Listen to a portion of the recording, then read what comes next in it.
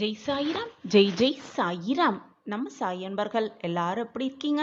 எல்லாரும் நல்லா இருப்போம். ஓம் சாயிராம். உன் மன சுமைகளையெல்லாம் இறக்கி வைக்கும் மகத்தான நாள் இன்று. இனிவரும் நாட்களில் இன்பங்களை உன் வாழ்வில் அதிகமாகவே சுமக்கப் போகிறாய். இது உன் சாயப்பா உனக்காகவே கொடுக்கும் தெய்வ வாக்குதான். இது நாள் வரை உன் மனதை போட்டு அழுத்திக் கொண்டிருந்த ரணங்களெல்லாம் சுமைகளெல்லாம் சற்று இலகும் நாள் இது. இலகும் நேரமும் இதுதான். இனி வரும் நாட்கள் எல்லாம் உன் வாழ்க்கையிலும் உன் மனதிலும் நீ சுமக்கத்தான் போகிறாய். ஆனால் ரணங்களை அல்ல, வேதனைகள் அல்ல, இன்பங்கள் அதிகமாகவே சுமக்கத்தான் போகிறாய். இது நாள் வரை நீ பட்ட கஷ்டங்களுக்கெல்லாம் ஒரு விடிவு வரப்போகிறது. இழந்து விடுவோமோ என்று நீ நினைத்தது எல்லாமே உன்னிடம் வந்து சேரப்போகிறது. அது உன் வாழ்வில் நிச்சயமாக நடக்கும். அந்த அதிசயத்தை நான் நடத்தி வைப்பேன் உனக்காகவே. தேடி வந்த அதிர்ஷ்டத்தை தொலைத்துவிட்டு கவலைப்படாதே.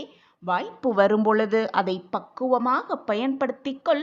உனக்கு தேவையான அனைத்தையும் நான் வாய்ப்பாக அனுப்பிக்கொண்டே இருப்பேன்.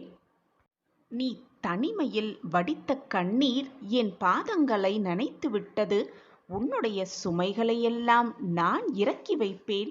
தேவையில்லாமல் உன் கண்ணீரை வீணடிக்காதே. உனக்கு அனைத்தையும் அள்ளி அள்ளி கொடுக்கும் வாய்ப்பை நான் ஏற்படுத்துவேன். உனக்கு நீ கேட்காமல் இருந்த அத்தனை வரங்களையும் உனக்கு கொடுக்கும் வேலையை நான் ஏற்றுக்கொள்வேன். உன் வாழ்க்கையில் உன்னை சுற்றி இருக்கும் அத்தனை கதவுகளும் மூடப்பட்டு விட்டதாக நீயே தவறாக எண்ணிக்கொண்டு வருத்தப்பட்டு கொண்டிருக்கிறாய். எப்பொழுதுமே ஒரு கதவு மூடப்பட்டால் அதைவிட சிறந்த கதவு திறக்கப்படும் என்றுதான் அர்த்தம். உனக்கான அந்த சிறந்த கதவும் திறக்கும். நான் திறந்து வைத்து கொண்டுதான் காத்து கொண்டிருக்கிறேன். எனவே உன் கண்களுக்கு தெரியும் மூடப்பட்ட கதவுகளை மட்டுமே பார்த்து கொண்டிருந்து திறந்து உனக்காகவே காத்து கொண்டிருக்கும் அப்பாவின் கதவை தவறவிட்டு விடாதே. தேடி வரும் வாய்ப்பை, அதிர்ஷ்டமான வாய்ப்பை மிக சாதுரியமாக பயன்படுத்த கற்றுக்கொள். உன் வாழ்க்கையில் அதிசயத்தை நான் நிகழ்த்தி காட்டுகிறேன். வாழ்க்கை என்ற புத்தகத்தில் நமக்கான இடம் வரும் வரை, நமக்கான பக்கம் வரும் வரை காத்து கொண்டுதான் இருக்க வேண்டும். புத்தகத்தை எடுத்தவுடன் புத்தகத்தை படித்துவிட்டு மூடிவிட்டால் என்ன லாபம் கிடைக்கப் போகிறது? அல்லது படிக்காமலேயே கடைசி பக்கத்தை மட்டும் படித்துவிட்டு மூடிவிட்டால் எதுதான் நிலைக்கப் போகிறது? எனவே ஒவ்வொரு பக்கமாக திருப்பிக் கொண்டே வா. உன் வாழ்க்கையை வாழ்ந்து கொண்டே வா. போராடிக்கொண்டே வா. ஓடிக்கொண்டே இரு. ஜெயித்து கொண்டே இருக்கலாம் எப்பொழுதும் உன் வாழ்க்கையில். உனக்கு கிடைத்திருக்கும் அந்த புத்தகத்தை பொறுமையாக படி. ஒவ்வொரு பக்கமாக படி. உனக்கான பக்கம் வரும் வரை பொறுமையாக திருப்பிக் கொண்டே இரு. காலம் மாறும். உனக்கான நேரம் வரும். உனக்கான பக்கமும் வரும். அதுவரை காத்திரு. உனக்கான பக்கம், உனக்கான நாள், உனக்கான நேரம் வரும் வரை காத்திரு. அதுவும் பொறுமையோடு காத்திரு. உன் சாயப்பா உனக்காகவே இருந்து கொண்டிருக்கும் பொழுது உனக்கு ஏன் மனக்கவலை? ஓம் சாயிராம். ஓம் சாயிராம். சாயிராம் சாயிராம். ஒரு முறை ஒரு மனிதன் ஒரு தனி அறையில் தூங்கி கொண்டிருந்தான். அப்போ திடீரென்று அந்த அறையில் ஒரு பிரகாசம் அவன் கண்களுக்கு தெரிஞ்சிச்சான். அந்த பிரகாசமான ஒளி எங்கிருந்து வருது அப்படின்னு ஆராய்ந்து பார்க்கும் பொழுது அந்த பிரகாசமான ஒளி கொஞ்சம் கொஞ்சமாக மறைந்து அந்த இடத்துல கடவுள் அவர் முன்னாடி தோன்றினாரா. தூங்கி கொண்டிருந்தவனுக்கு ஆச்சரியம் தாங்கலை. என்னடா அந்த அறையில் நம்ம தூங்கி கொண்டு இருக்க இந்த ரூமில் திடீர்னு பிரகாசம் வந்துச்சு. கொஞ்ச நேரத்தில் அந்த பிரகாசம் மறைஞ்சு போய் இறைவனே நம்ம முன்னாடி நிற்கிறாரே, என்னவாக இருக்கும் அப்படின்னு அவன் யோசிச்சுக்கிட்டு இருக்கும் போதே அவனுக்கு முன்னாடி வந்த இறைவன் பேச தொடங்கினாராம். மனிதா, உனக்கு வேலை இருக்குது. உன்னுடைய அறையின் முன்பக்கம் செல், அங்கு ஒரு பெரிய பாறை இருக்கு. அந்த பாறையை உன் முழு பலத்தையும் பயன்படுத்திப்பார் அப்படின்னு கடவுள் அந்த மனிதன்கிட்ட சொன்னாரா. இதை கேட்டுட்டு அந்த மனிதனுக்கு ஒன்றுமே புரியவில்லை.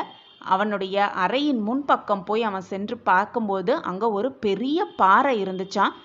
இந்த பாறையை நம்மளுடைய முழு பலத்தையும் செலுத்தி நகர்த்துமாறு இறைவன் சொல்லியிருக்காரே, இந்த கட்டளையை நம்ம எப்படி மீற முடியும் அப்படின்ட்டு அந்த பாறையை முழு பலத்தையும் பயன்படுத்தி அவன் நகர்த்த பார்த்தானா. இப்படி ஒவ்வொரு நாளும் இதை செய்துக்கிட்டே வந்தான். ஆனால் அவனால் அந்த பாறையை ஒரு துளி கூட நகர்த்தவே முடியலையாம்.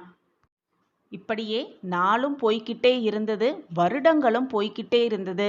ஆனால் அந்த மனிதனால் ஒரு துளி கூட அந்த பாறையை நகர்த்தவே முடியலையாம்.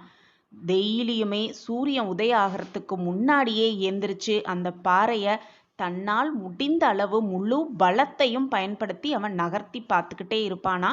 மாலை சூரியன் அஸ்தமானம் வரும் வரை இந்த நகராத பாறையோடு தன்னுடைய முழு பலத்தையும் பயன்படுத்திக்கிட்டே இருப்பானா.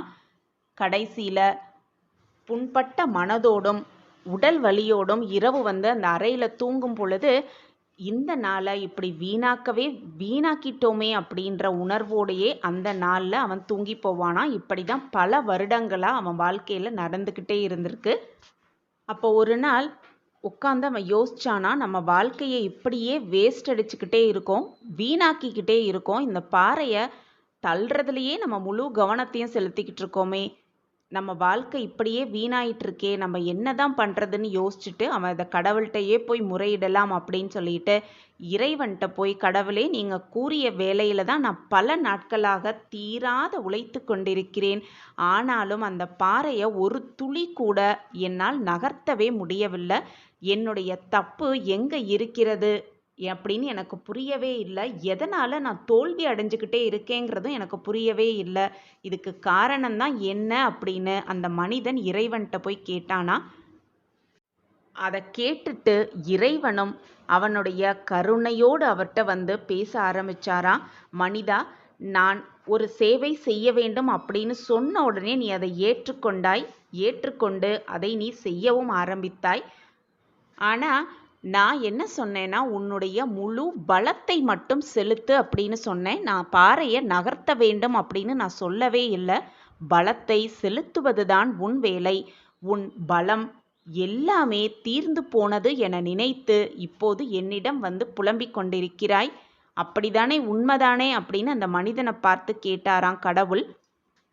நான் கொடுத்த வேலையை நீயும் திறம்பட தான் செய்தாய். இப்பொழுது பார், உன்னுடைய கரங்கள், தசை எல்லாமே வலிமையடைந்து கால்களும் திடமாக இருக்கிறது.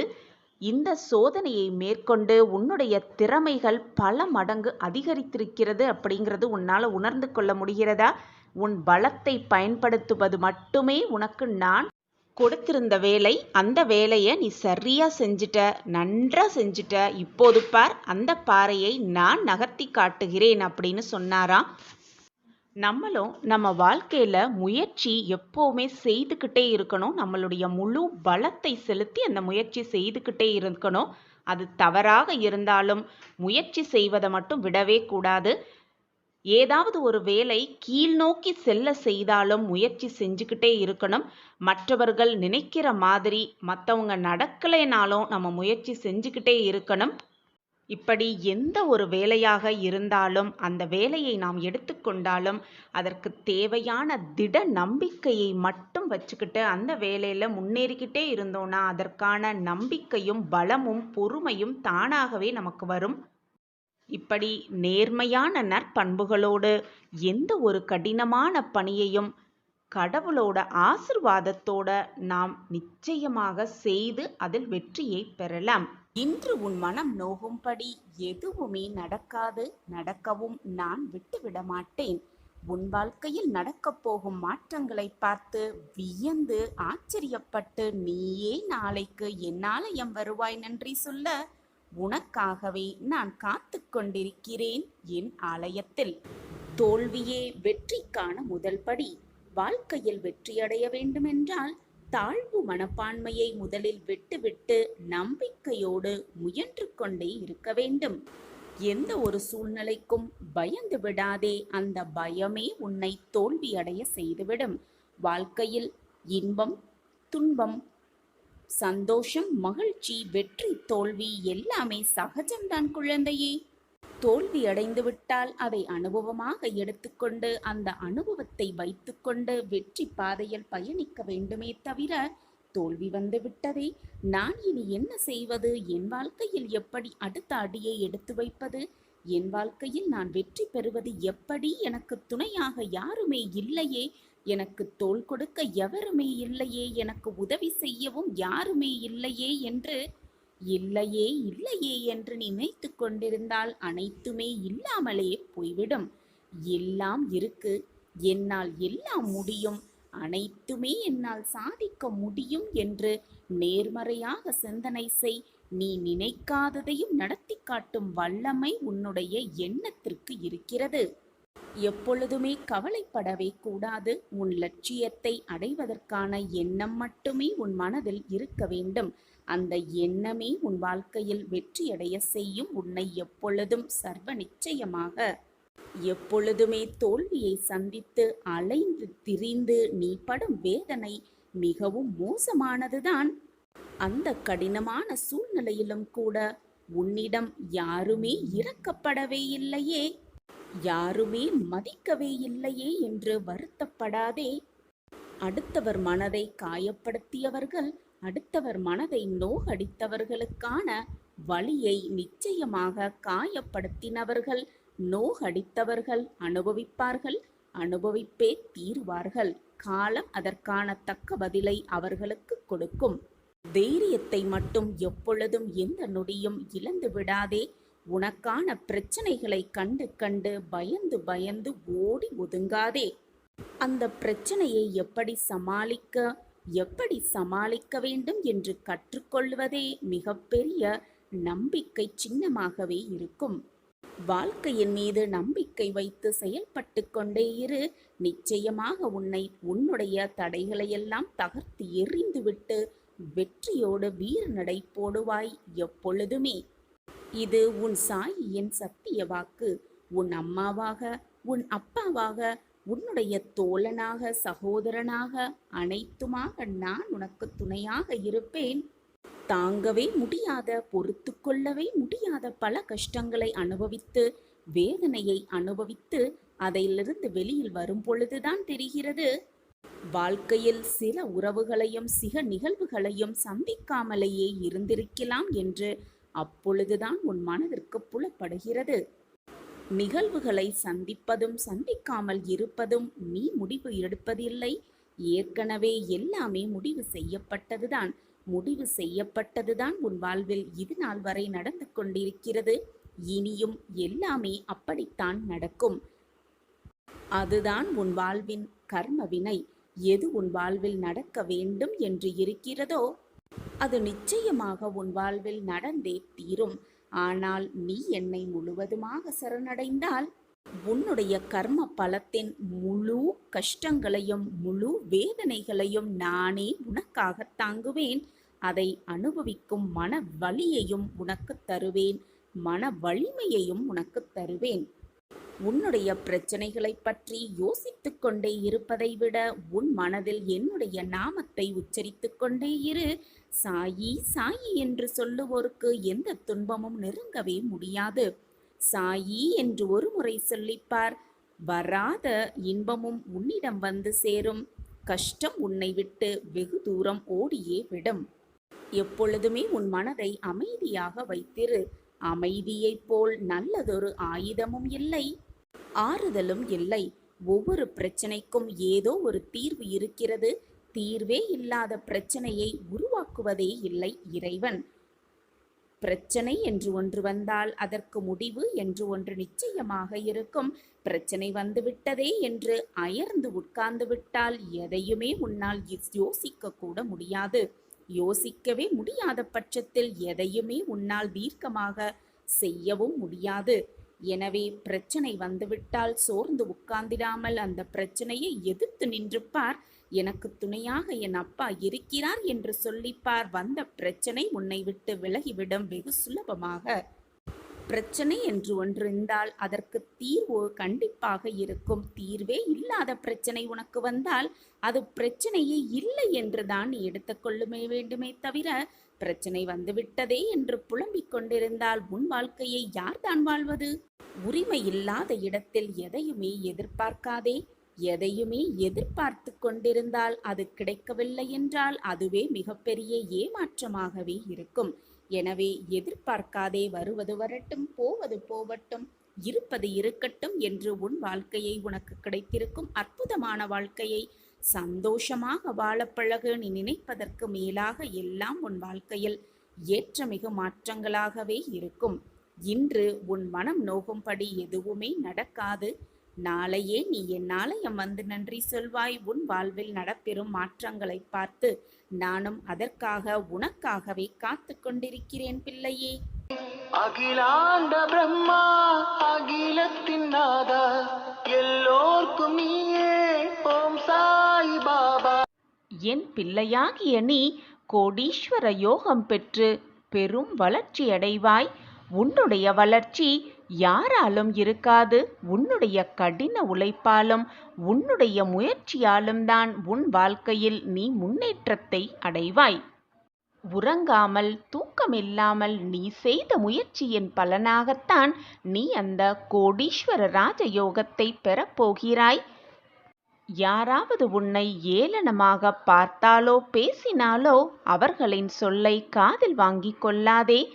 பேசுபவர்கள் பேசிக்கொண்டுதான் இருப்பார்கள். உன்னுடைய முயற்சியாலும் உன்னுடைய மன நிம்மதிக்காகவும் நீ உழைத்து முன்னேறினாய். இது உனக்கு நன்றாகவே தெரியும். உன்னை சுற்றி இருப்பவர்களுக்கும் அது தெரிந்திருக்க வேண்டும் என்ற அவசியமில்லை. அதனால் உன்னை ஏளனமாக பார்ப்பவர்களும் பேசுபவர்களும் பேசிக்கொண்டே இருக்கட்டும். உன்னுடைய வேலையை செய்து கொண்டே இரு. உன் மனதிற்கு எது சரி என்று படுகிறதோ, உன் மனதிற்கு எது ஆத்மார்த்த திருப்தியோடு இருக்கிறதோ அந்த வேலையை திறம்பட செய்து கொண்டே இரு. அதுவே உன் வாழ்க்கைக்கும் உன் மனதிற்கும் நிம்மதியை அள்ளி அள்ளி தரும். நீ முயற்சி செய்து கொண்டே இரு. உன்னால் முடியும் வரை முயற்சி செய்து கொண்டே இரு என்று நான் கூறவில்லை. நீ நினைத்ததை நடத்தும் வரை, நீ நினைத்ததை முடிக்கும் வரை முயற்சி செய்து கொண்டே இரு. நிச்சயமாக உன் வாழ்க்கையில் வெற்றி என்னும் இலக்கை மிக சாதாரணமாக நீ எட்டிவிடுவாய். மிக சந்தோஷமாகவே உன் வாழ்க்கையில் கோடீஸ்வர ராஜம் பெற்று மகிழ்ச்சியோடு உன் வாழ்க்கையில் நீ வாழ்வாய். எனக்கு எல்லாமே தெரியும் என்று சொல்பவர்களை விட அனைத்தையும் நான் செய்து முடிப்பேன் என்று நம்பிக்கையோடு போராடுபவர்களே வாழ்க்கையில் வெற்றியை மிக சுலபமாக எட்டலாம். இதைதான் நீ செய்து கொண்டிருக்கிறாய். உன்னுடைய உழைப்பு எப்பொழுதும் வீண் போகாது. நீ எடுக்கும் எந்த ஒரு முயற்சியும் தோற்று போகவே போகாது. உனக்கு துணையாக நான் இருக்கும் பொழுது நீ எடுக்கும் முயற்சி எப்படி தோற்றுப்போக நான் விட்டு விடுவேன்? என் மேல் முழுமையாக நம்பிக்கை வைத்திருக்கும் உனக்கு நானே உன் இல்லத்திற்கு வந்து செல்வ செழிப்பை அள்ளித்தரப் போகிறேன். கோடீஸ்வர ராஜயோகத்தை உனக்காகவே கொடுக்கப் போகிறேன். உன்னிடம் மகிழ்ச்சியான செய்தி சொல்லும் நேரம் வந்துவிட்டது. உன்னை நெருங்கிவிட்டது. உனக்கான அந்த பொக்கிஷமான வாழ்க்கையை உனக்காக உருவாக்கி ஏற்ற இரக்கங்கள் நிறைந்த அனைத்தையும் உன்னிடம் இருந்து நீக்கி என் கண் பார்வையிலேயே உன்னை வெற்றியின் வழிக்கு, வெற்றியின் படிகட்டில் ஏற வைக்கப் போகிறேன். இப்பொழுது அந்த இடத்தில்தான் நீ நின்று கொண்டிருக்கிறாய். வெற்றிக்கான அனைத்து ஏற்பாடுகளும் தயாராகிவிட்டன. உன் வாழ்க்கையில் சகல சௌபாக்கியத்தோடு என்னுடைய பரிபூரண ஆசிர்வாதத்தை பெற்று சுகமாகவும் வளமாகவும் வாழத்தான் போகிறாய். என்னுடைய பிள்ளைக்கான இடம் எதுவென்று நானே நிர்ணயம் செய்து அதற்கான வழியை நானே தருவேன். எந்தவித பிரச்சனைகளிலிருந்தும் நிச்சயமாக விடுபடுவாய். எந்த ஒரு இன்னல்களிலிருந்தும் நிச்சயமாக வெளியே வந்து விடுவாய் என்று நம்பிக்கையோடு இரு. எந்த ஒரு விஷயத்திலும் உனக்கு சந்தேகமே வேண்டாம். ஒவ்வொரு வினாடியும் நான் உன்னை கவனித்து கொண்டுதான் இருக்கிறேன். நாம் தனியாக நடந்து கொண்டிருக்கிறோம் என்று நினைத்து கொண்டிருக்கிறாய். அப்படி இல்லை என் குழந்தையே. உன்னுடைய பாதையே என்னால் வடிவமைக்கப்பட்டவைதான். உன் பாதையையே நான் ஏற்படுத்தும் பொழுது உனக்கு வழித்துணையாக நான் வந்து கொண்டுதானே இருப்பேன். உன்னால் தவறாக எப்படி சிந்திக்க முடிகிறது? உன்னுடன் உன் அப்பா வருகிறேன், நிச்சயமாக வருவேன் என்ற நம்பிக்கையோடு ஒவ்வொரு அடியையும் எடுத்து வை. நிச்சயமாக வெற்றி என்னும் இலக்கை அடைந்தே விடுவாய். நீ சிந்தும் கண்ணீருக்கும் உன் மன வேதனைக்கும் நானே மருந்தாகவும் இருப்பேன். உன் கண்ணீரை துடைக்க உன் சாயப்பா நீ கண்ணீர் சிந்திய அடுத்த நொடியே உன் அருகில் இருப்பேன் என்பது உனக்கு புரியவில்லையா? நீ விரும்பியதையெல்லாம் பெறப்போகிறாய், கேட்டதையெல்லாம் அடையப் போகிறாய். நெடுங்காலமாக நாம் விரும்புவது, ஆசைப்பட்டது எல்லாம் பல நாட்களாக தள்ளிக்கொண்டே போகிறதே என்று கவலைப்படாதே. ஏதோ ஒரு நல்ல விஷயம் நடப்பதற்காகத்தான் அந்த விஷயம் தள்ளிக்கொண்டே போகிறது என்று உன் மனதை தேற்றிக்கொள். ஒரு நல்ல விஷயம் நடக்க வேண்டுமென்றால் பல இன்னல்களை தாண்டித்தான் வர வேண்டும். அப்படிதான் நீயும் உன் வாழ்க்கையில் பல இன்னல்களையும் பல சோதனைகளையும் தாண்டிக் கொண்டிருக்கிறாய். இதோ உன் கஷ்டகாலமெல்லாம் முடிந்துவிட்டது. உன் போராட்டத்திற்கான முடிவும் வந்துவிட்டது. மனதில் உள்ள அழுத்தமான வேண்டுதல்களும் நிறைவேறாத ஆசைகளும் என் காதில் வந்து சேர்ந்தது. எப்பொழுதும் உருக்கமாக வேண்டுதல் வைக்கும் என் குழந்தை இன்று மிக அழுத்தமாக அழுகையோடு உன் வேண்டுதலை வைத்திருக்கிறாய். என் வாழ்க்கை மட்டும் இப்படி இருக்கிறது, என் வாழ்க்கையில் மட்டும் நல்ல திருப்பங்கள் வரவே மாட்டேன் என்கிறது என்று கோபத்துடனும் சற்று வேதனையோடும் என்னை நீ கேள்வியாக கேட்கிறாய். உன் மனதில் ஓடும் ஏக்கங்களும் வேதனைகளும் உன் சாயப்பாவுக்கு நீ சொல்லவே தேவையில்லை. நடக்குமா நடக்காதா, கிடைக்குமா கிடைக்காதா என்று உன் மனதில் ஓடும் குழப்பங்களுக்கான விடையும் உன் சாயப்பாவிற்கு தெரியும். உன் எல்லா குழப்பத்திற்கும் பயத்திற்கும் விடிவு தரவே இன்று உன் சாயப்பா உன்னை நோக்கி வந்து கொண்டிருக்கிறேன். ஒரு நல்ல விஷயம் நடக்க வேண்டுமென்றால் பல இன்னல்களை தாண்டித்தான் வர வேண்டும். அப்படிதான் நீயும் உன் வாழ்க்கையில் பல இன்னல்களையும் பல சோதனைகளையும் தாண்டிக் கொண்டிருக்கிறாய்.